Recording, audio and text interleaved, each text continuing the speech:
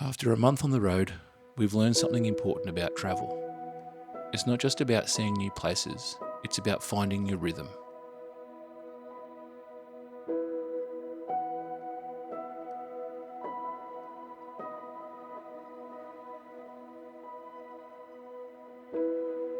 "14 hours from Japan to Finland, different continent, different time zone, and something we knew about but weren't prepared for, a sun that barely sets. When your body clock is completely upside down and the sun is still shining at 10:30 p.m, you learn to listen to what your body actually needs, not what the clock says. That's when we discovered Finland's greatest gift to weary travellers, the sauna. If it feels good, you're doing it right." We found this quote on Helsinki's official website, and it perfectly captures what we've learned about Finnish sauna culture. It's about comfort, personal boundaries, and mutual respect. The main guideline: read the room and listen to your body. Our first few days in Helsinki were about recovery. Jet lag had hit us hard, and the endless daylight made it even more challenging to get the sleep we needed. But the sauna became our reset button. We started using the sauna in our accommodation, and it was revolutionary. It helped us to wind down despite the bright sky outside. Slowly, we found our Helsinki rhythm. Not forcing ourselves into a rigid itinerary, but moving when we felt ready to move and resting when we needed to rest.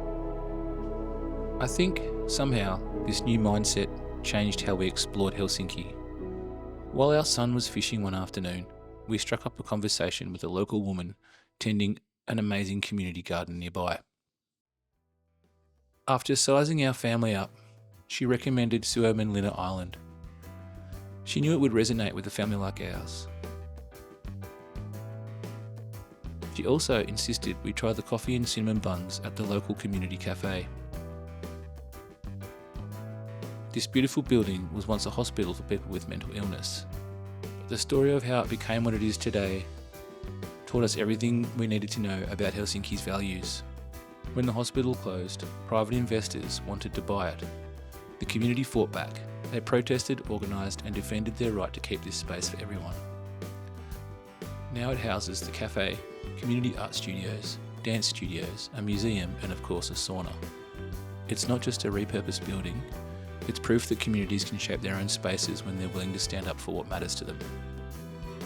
This transformation from a place of healing to a place of creativity and community gathering is not accidental. It's the result of people who believe that some spaces are too important to be left to profit alone. This whole area, the community garden, the cultural precinct, the converted hospital, it embodied the Finnish philosophy perfectly. If it feels good, you're doing it right. This woman's recommendations were perfect. Our trip to Suomenlinna wasn't about checking off a tourist attraction. It was about following genuine local wisdom, the kind that you only get through chance encounters.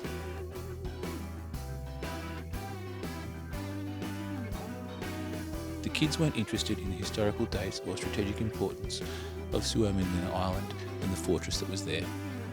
They just wanted to climb and explore.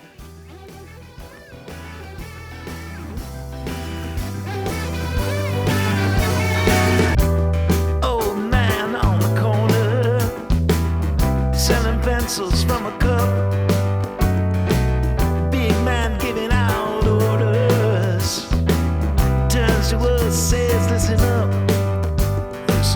Oh, we're gonna die here.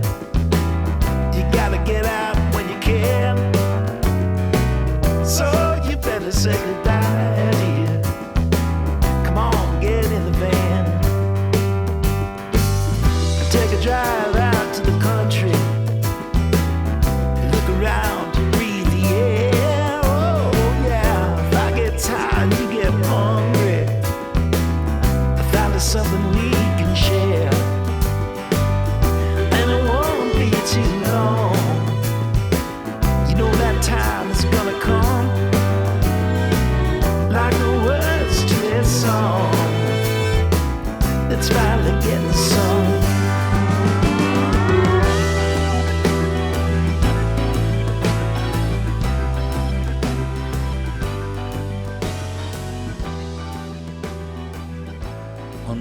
my many walks through the city, I happened to see a squirrel run across the road. I didn't realise that Helsinki was such a wild city. After a little bit of Googling, I found that the best place to see squirrels in their natural habitat was at Suuressaari Island. Turns out that this island is an open-air museum. A whole bunch of buildings have been moved here from all around Finland, and people come, recreate and relax on this beautiful island in the middle of the city. But on it we discovered something magical. We went to look for squirrels, and we found them.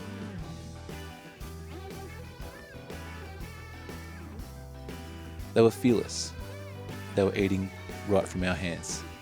We spent hours here, not because it was on our itinerary, but because it felt good.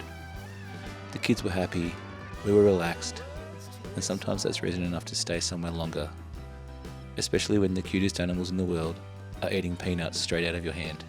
Daisy was the squirrel whisperer, and she also managed to get a little tiny bird to eat a peanut straight from her hand. While Daisy loved the squirrels, she also discovered her own Helsinki passion, the UF flea markets. She loves op shopping for the sustainability of it, the idea of giving clothes a second life, and finding that piece of clothing that really suits. Helsinki takes sustainability seriously, but not in a preachy way. It's woven into the culture. From reusing and reimagining fashion to designing community spaces that bring people together. Sustainability meets style, and it's very much the Helsinki vibe. One thing that's been constant throughout our month of travel is Elliot's passion for fishing. No matter where we are, he's always looking for the next spot to cast a line. Helsinki gave us many opportunities for this. The city is surrounded by water, and fishing here isn't about the catch, it's about the pause. The moment when you stop moving and just exist in a place. After a week in Helsinki, our jet lag was gone, but we kept returning to the sauna. It had become more than recovery, it was connection. Connection to this place, to each other, and to a simpler way of being. The Finns have something figured out that goes way beyond sauna culture. In a world that's constantly telling us to optimise, schedule and maximise every moment, they've held on to something beautiful. The wisdom of listening to yourself and the art of creating spaces where community happens naturally. From the sauna to the community gardens to the cultural precincts where people gather, Helsinki shows us how to be social without forcing it, how to be together without rushing it. If it feels good, you're doing it right. We're taking this lesson with us to our next destination. Muddy grass is across the plain.